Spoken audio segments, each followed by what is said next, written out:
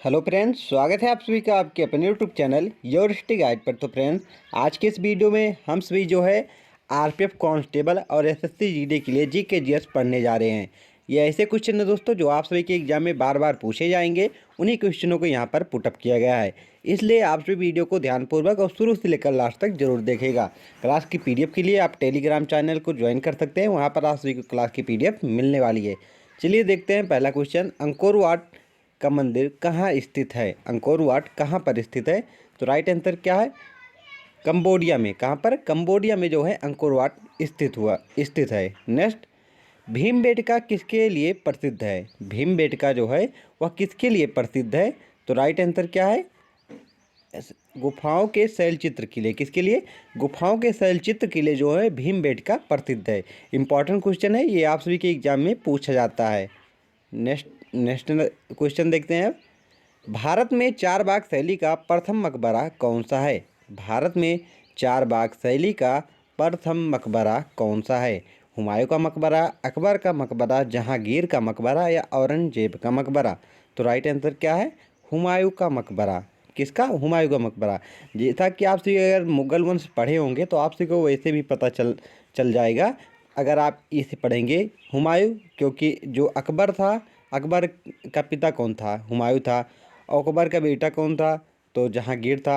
और मुगल वंश का सबसे ताकतवर, सबसे बाद का राजा कौन था? तो ये औरंगजेब था। इसके बाद जो उत्तर मुगल काल चालू हो गए थे, इसके बाद जितने भी मुगल शासक आए वो कमज़ोर थे। तो आप इस यहाँ फिर से भी रिलेट कर सकते हैं। सबसे पहले हुमायूं आया, फिर उसके बाद अकबर आया, फिर जहांगीर आया, उसके बाद उसके कई वंशजों के बाद कौन आया है? औरंगजेब आया है। इस प्रकार जहांगीर जो हुमायूं जो है सबसे पुराना था, इसलिए जहांगीर की याद के लिए जो है अकबर ने चार बाग शैली का मकबरा बनवाया था। ये भी आप याद रखिएगा। नेक्स्ट, अकबर नामा किसने लिखी? मोस्ट इंपॉर्टेंट क्वेश्चन है, ये आप सभी के एग्जाम में बार बार पूछा जाता है। अकबर नामा और हुमायूं नामा, ये दो क्वेश्चन बहुत पूछे जाते हैं मुगल काल से। अकबर नामा किसने लिखी है? तो अबुल फजल ने। किसने? अबुल फजल। अगर आप सभी से यह पूछा जाए कि हुमायूं नामा किसने लिखा है? तो गुलबदन ने। किसने? गुलबदन ने लिखा है। ये भी आप याद रखिएगा। नेक्स्ट क्वेश्चन देखते हैं। किस अधिनियम में पहली बार भारत के लिए संघीय संरचना प्रस्तुत की गई? किस अधिनियम में भारत में पहली बार जो है संघीय संरचना प्रस्तुत की गई? तो राइट आंसर क्या है? ऑप्शन हमारा भी बिल्कुल राइट है। 1919 के अधिनियम में। कब? 1919 के अधिनियम में पहली बार भारत में संघीय संरचना प्रस्तुत की गई थी। नेक्स्ट क्वेश्चन देखते हैं। भारत के राज चिन्ह में जो प्रस्तुत होने वाले शब्द हैं सत्यमेव जयते, किस उपनिषद से लिए गए हैं? भारत के राज चिन्ह में प्रस्तुत होने वाले शब्द सत्यमेव जयते किस उपनिषद से लिए गए हैं? तो राइट आंसर क्या है? मुंडक उपनिषद से। किससे? मुंडक उपनिषद से लिए गए हैं। Next question. आर्य शब्द का शाब्दिक अर्थ क्या है? आर्य शब्द का शाब्दिक अर्थ क्या होता है? तो आर्य शब्द का शाब्दिक अर्थ जो होता है श्रेष्ठ या कुलीन होता है। क्या? श्रेष्ठ या कुलीन होता है। ऑप्शन भी हमारा बिल्कुल राइट है। और यहाँ से यह भी पूछा जा सकता है कि आर्य शब्द किस भाषा का शब्द है? तो संस्कृत भाषा का शब्द है। ये भी आप याद रखिएगा। नेक्स्ट देखते हैं। अब भारतीय संविधान का कौन सा अंग समाजवादी व्यवस्था स्थापित करने की प्रेरणा देता है? भारतीय संविधान का कौन सा अंग समाजवादी व्यवस्था स्थापित करने की प्रेरणा देता है? तो राइट आंसर क्या है? ऑप्शन हमारा बी बिल्कुल राइट है। राज्य की नीति निर्देशक तत्व। कौन? राज्य की नीति निर्देशक तत्व यह प्रेरणा देता है। अगर बात कर लें कि जो हमारा मौलिक अधिकार या मूल अधिकार है यह कहाँ से ग्रहण किया गया है? तो यूएसए से ग्रहण किया गया है। नागरिकता का वर्णन किस अनुच्छेद से कितने अनुच्छेद में किया गया है? तो 5 से 11 में इसका वर्णन किया गया है। 5 से 11 में इसका वर्णन किया गया है। 12 से 35 में जो है मूल अधिकार का वर्णन किया गया है। और 36 से 51 में राज्य की नीति निर्देशक तत्व का वर्णन किया गया है। ये भी आप याद रखिएगा। मूल कर्तव्य हमारे भारतीय संविधान में कहाँ से ग्रहण किया गया है? तो रूस से ग्रहण किया गया है। इसका वर्णन किस अनुच्छेद में किया गया है? तो अनुच्छेद 51A में किया गया है। किस भाग में यह रखा गया है? तो भाग 4A में रखा गया है। ये भी आप याद रखिएगा। नेक्स्ट देखते हैं। विधानसभा का गठन संविधान के किस अनुच्छेद के तहत किया जाता है? राज्य विधानसभा का गठन संविधान के किस अनुच्छेद के तहत किया जाता है? तो अनुच्छेद 163 के तहत किया जाता है। नेक्स्ट देखते हैं, भूपृष्ठ की किस परत में बेसाल्ट चट्टानों की अधिकता है? भूपृष्ठ की किस परत में बेसाल्ट चट्टानों की अधिकता है? तो राइट आंसर क्या है?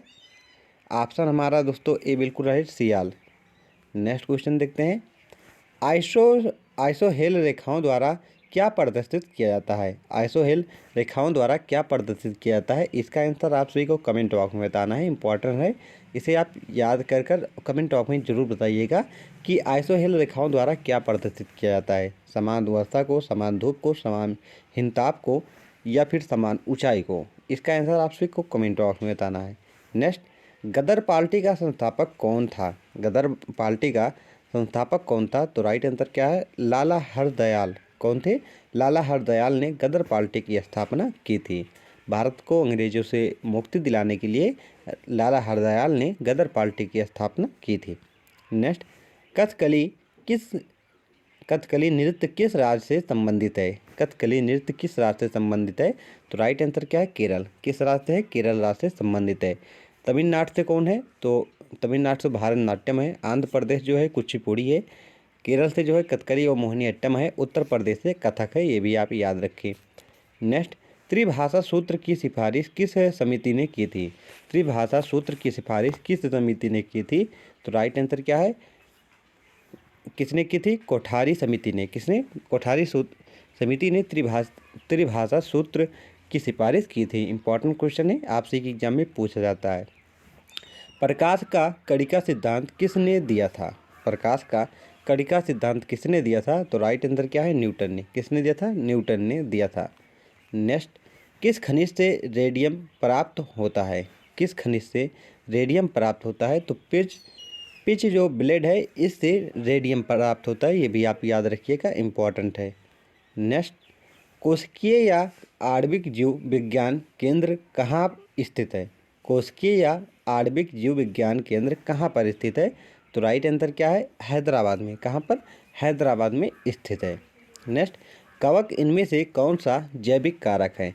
कवक इनमें से कौन सा जैविक कारक है? तो कवक एक परजीवी जैविक कारक है, ये आप याद रखिएगा। यहाँ से क्वेश्चन आप सभी के एग्जाम में जरूर ही पूछा जाएगा।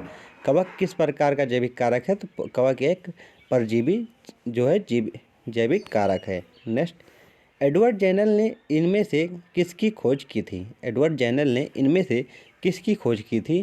क्या टीबी के टीके की खोज की थी, पोलियो टीके की, चेचक की खोज की, एड्स की? तो राइट आंसर क्या है? चेचक के टीके की खोज एडवर्ड जेनर ने की थी।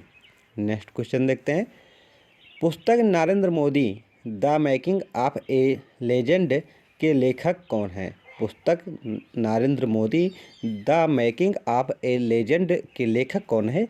तो राइट आंसर क्या है? ऑप्शन हमारा सी बिल्कुल राइट है, बिंदेश्वरी पाठक। किसने? बिंदेश्वर पाठक ने यह पुस्तक लिखी है। तो फ्रेंड्स, आप सभी को क्वेश्चन कैसा लगा कमेंट बॉक्स में ज़रूर बताइएगा। अगर वीडियो पसंद आए तो चैनल को सब्सक्राइब करें, वीडियो को लाइक करें तथा अपने फ्रेंड के पास शेयर करें, ताकि आपका अपना ये चैनल और आगे ग्रो कर सके। Thank for watching this video.